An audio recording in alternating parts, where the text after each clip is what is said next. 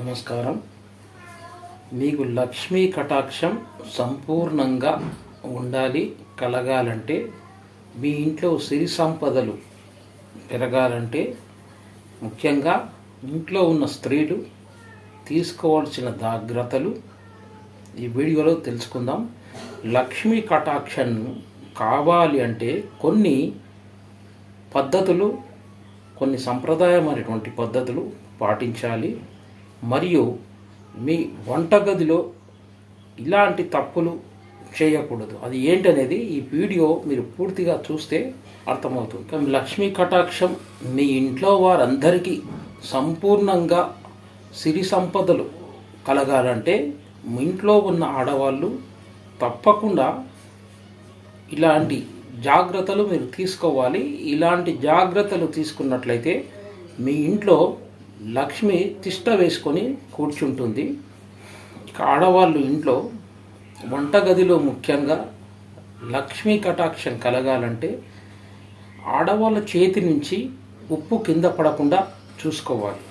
ఎందుకంటే జ్యోతిష శాస్త్రంలో ఉప్పు అనేది శుక్రునికి, చంద్రునికి సంబంధించింది కాబట్టి ఉప్పు ఎప్పుడు నేల పడకూడదు. అది మీరు ముఖ్యంగా జాగ్రత్తగా వహించాల్సి వస్తుంది. ఇక ఇంట్లో ఎప్పుడైనా ఉప్పు కింద పడితే, ఉప్పు డబ్బా కానీ జారి కింద పడితే ఆ ఇంట్లో గొడవలు, కలహాలు మొదలవుతాయి. ఎందుకంటే ఉప్పు శుక్ర చంద్రునికి సంబంధించింది కాబట్టి ఈ విషయంలో జాగ్రత్తగా ఉండాలి.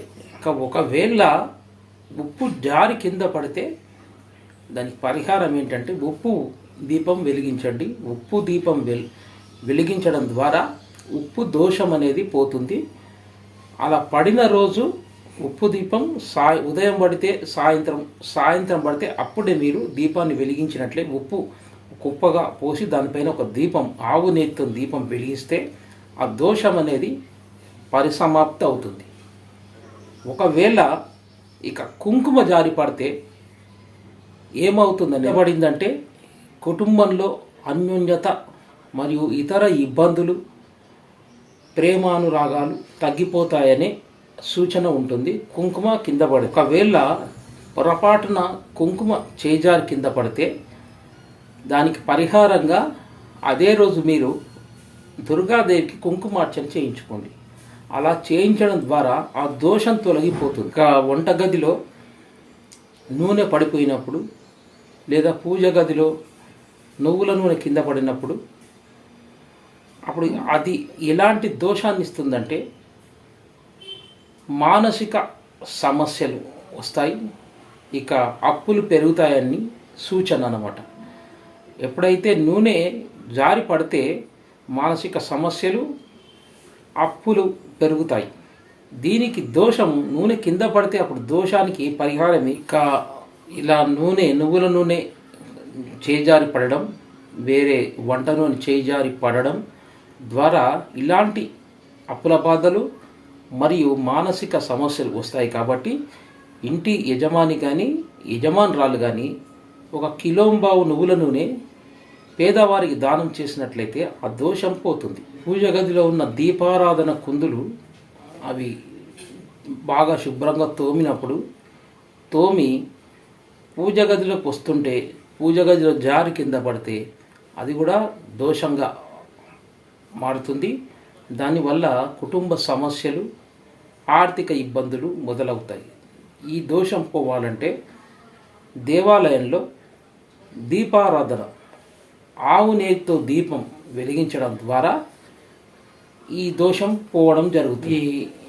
మీకు లక్ష్మీ కటాక్షం, లక్ష్మీ ప్రసన్నం కావాలంటే మీ వంటగదిలో చిల్లులు పడినటువంటి సామాన్లు, చుట్టలు పడినటువంటి సామాన్లు ఉండకూడదు.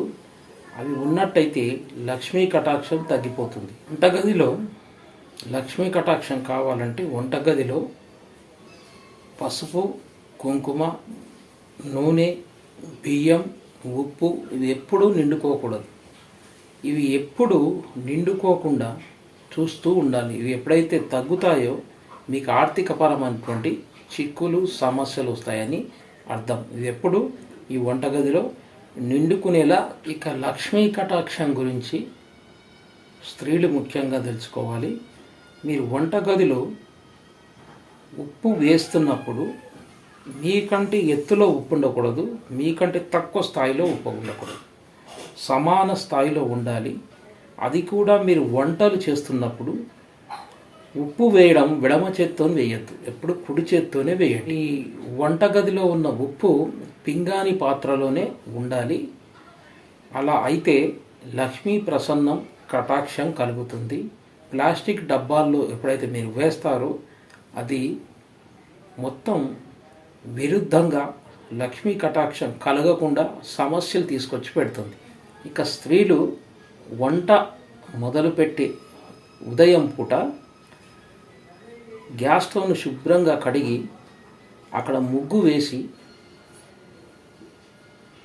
గ్యాస్ను వెలిగించాలి. అలా వేసినట్లయితే ఎప్పుడైతే శుభ్రపరిచి ముగ్గు వేసి వంట మొదలు పెడతారో అప్పుడు పూర్తి సంపూర్ణమైనటువంటి లక్ష్మీ కటాక్షం మీకు కలుగుతుంది.